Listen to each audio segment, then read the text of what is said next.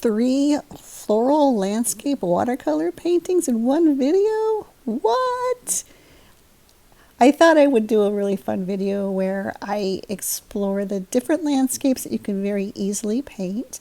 Now this paper that I'm using is a little tricky. I am using the one that is very smooth. It's hot pressed, 30% cotton, and the rest of it I believe is pulp. They weren't clear on that. They just said 30% cotton. So it's a little tricky to paint on. It's super, super smooth, which I kind of like how drippy the colors can be. So, and this is time lapse. This is all very much sped up because I wanted to make sure that we could get all the 3 done in less than 20 minutes. Woohoo! So what I've done too is I've done a regular landscape using very, very colorful, close to primaries with a little bit of bleeding, and that will be this one.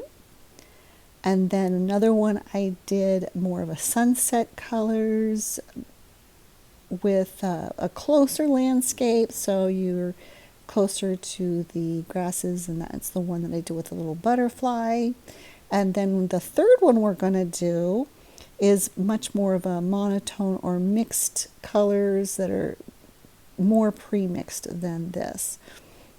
So one of the things I like to do with these 3 is I'm placing some of the colors on, and then I'm adding the waters to bleed. In this one, you just saw me flick water into the paint and push it away. Again, this just is working really, really well with this particular watercolor watercolor paper.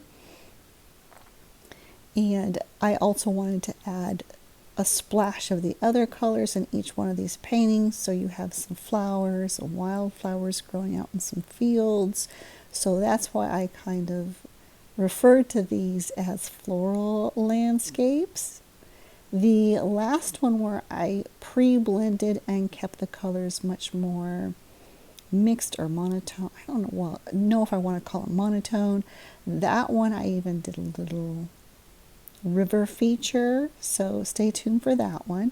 All 3 will be in this video and pretty much complete, although they're still slightly wet when you see the last image. Again, don't forget to like and subscribe if you love creating, building, cooking, garden.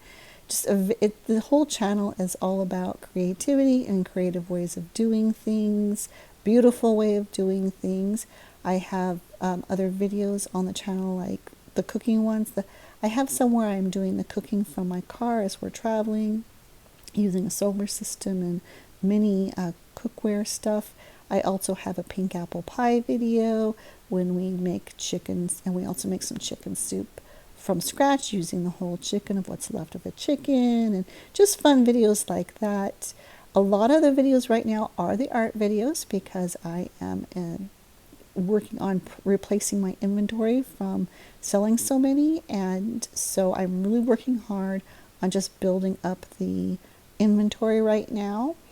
You can find the links in the descriptions of any of my videos to the different platforms that are available that you can go see all the pieces that I have.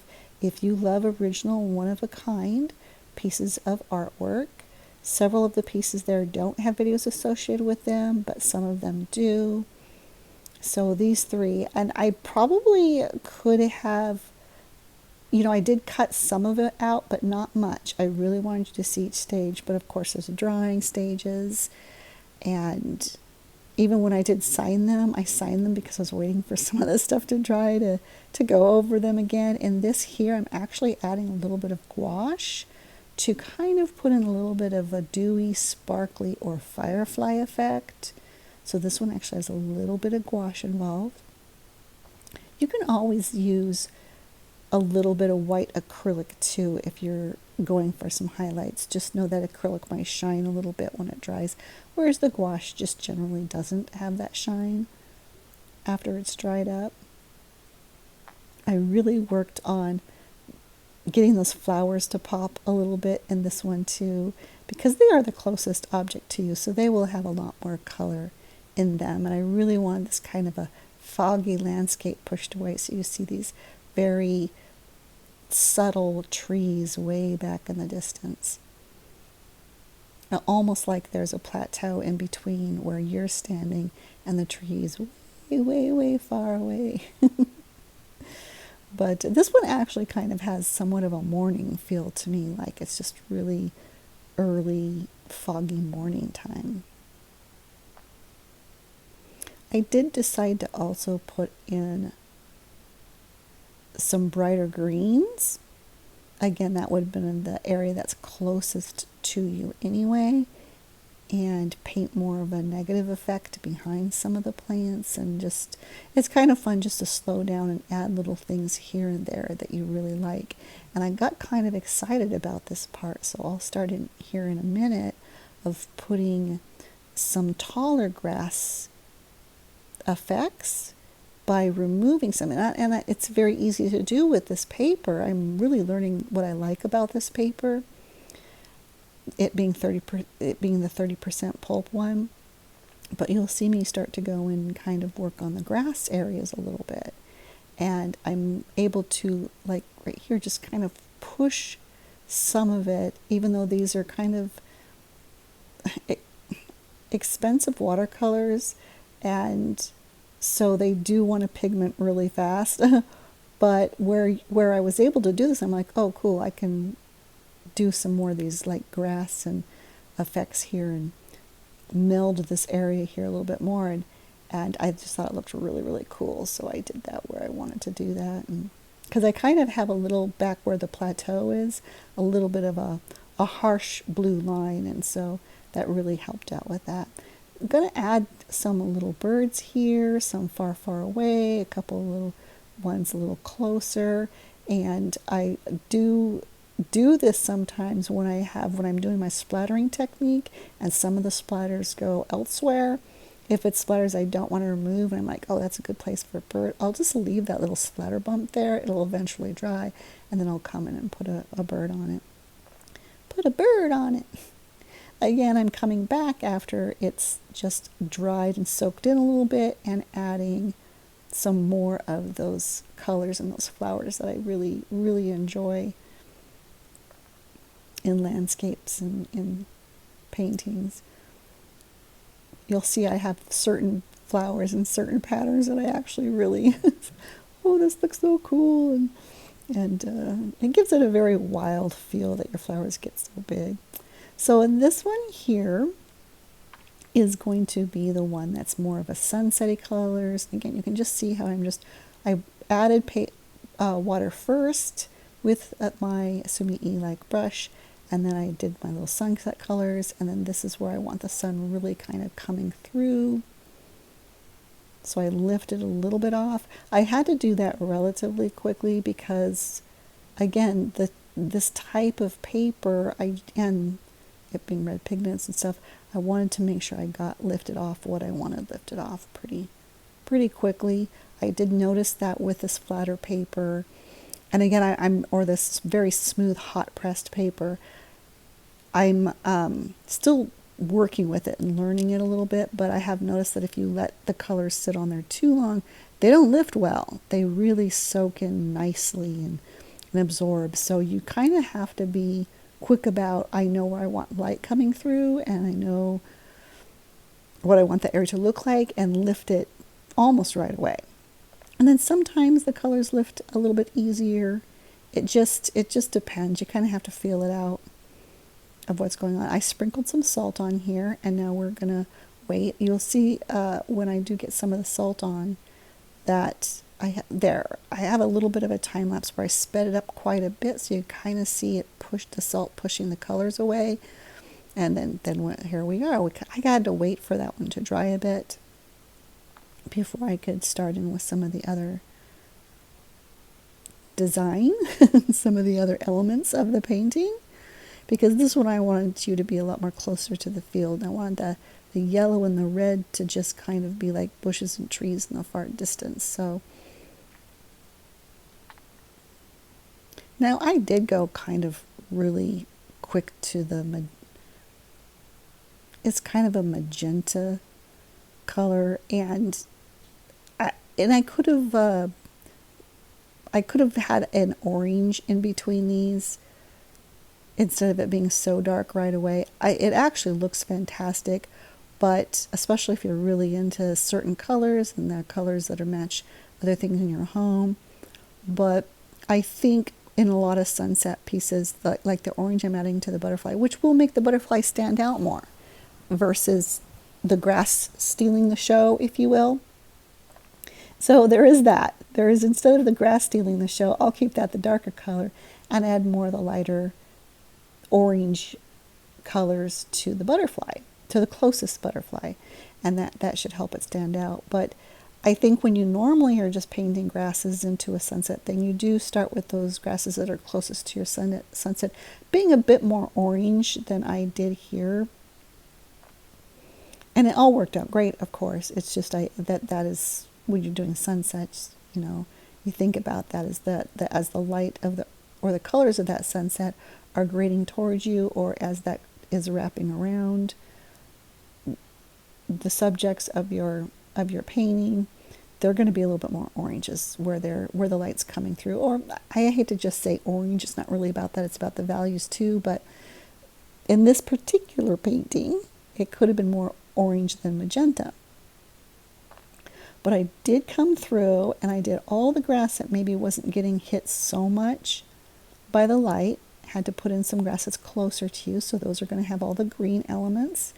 And then I decided to do a few grass blades bright green, as though it's closest to you and the sun's actually penetrating the grass a little bit, so it's going to give you more of that brighter green effect. So I did add some of those in there too, as though that was going to be like the closest grass shards to you. And I really like how it came out. It was pretty risky, in my point of view. It's kind of risky to go in there with just a few grass blades that are just going to be like really bright green. But it looks really great. And I love the combinations of the colors too. And I know there are people who will buy art not just because they love a piece, but because, I've got these colors in my bedroom, I've got these colors in my living room.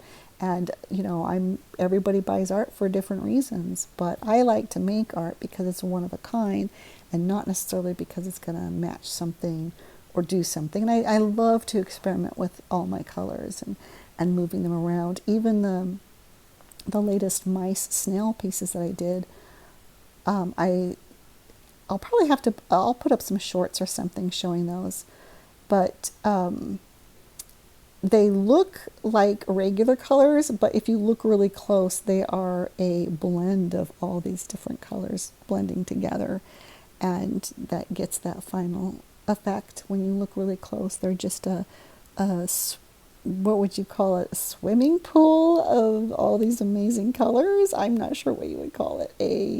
I know I'm going to think of the words. I always think of the words when I'm done with the video. But it's like right on the edge of my tongue. It's a blend, but blend's kind of a bland word for what I mean. But it's a melding of the different colors that make it look kind of real. But when you look really close, you literally see a lot of the individual colors, and it's hard to explain. It's kind of like what I did here, but more on the realism side. I don't know. You'll see. I'll load those shorts here pretty soon, so you can go back to the shorts. Maybe you haven't seen this video when it came out. Maybe you're seeing this video years after it came out. I hope that you really enjoy this whole idea of multiple paintings in one sitting that gives you all these different contrasts and ideas, but a very simple technique to do a landscape. And this also kind of allows you, let's say that you have particular colors that you love a landscape, and you would love a landscape for your room, and you're not finding anything that you really are this exact colors, let's say, of your room. And just remember that watercolors do dry on the lighter side, unlike acrylics that dry on the darker side. Uh, with a lot of these, you do have waiting periods in between, so it'll dry a little bit before you can go to the next stage. And this one I did decide to go ahead and put in a beautiful little river through this foggy landscape here. And I love the look. I actually at one point here was like, you know what? I don't even think I'm going to add flowers. I mean, I really liked it, just the very subtle colors and just the river running through it. It just was so nice. I almost didn't do anything else, but that's always an artistic choice, right? I just didn't want the river to go too far away. Here's my example of I don't think I want birds there, so I quickly wetted and lifted my splatters that got out of control. I love splattering, and it gives it a much more organic and natural feel. It's kind of like the difference in between a groomed garden and a wildflower garden is those wildflowers are going to come up wherever those wildflowers are going to come up and those seeds fell. And I feel like sometimes when you splatter on a painting, it gives it that same effect, which is a more organic or natural effect versus I'm going to place one here, I'm going to place one there, and I also just love the mystery of how is this going to come out? Do I want a few more flecks here? Do I want some orange flecks over there? And you're kind of also left going, like I said, I loved this painting before I even added flowers. So I was kind of, am I going to ruin there's a lot of paintings where I know where I kind of wanted it to go, but then you get to a stage where it's so beautiful, you're like, I don't know, man, am I going to ruin this? It could have went both ways. I totally could have just kept a very beautiful monotone waterscape with landscape with the river running through.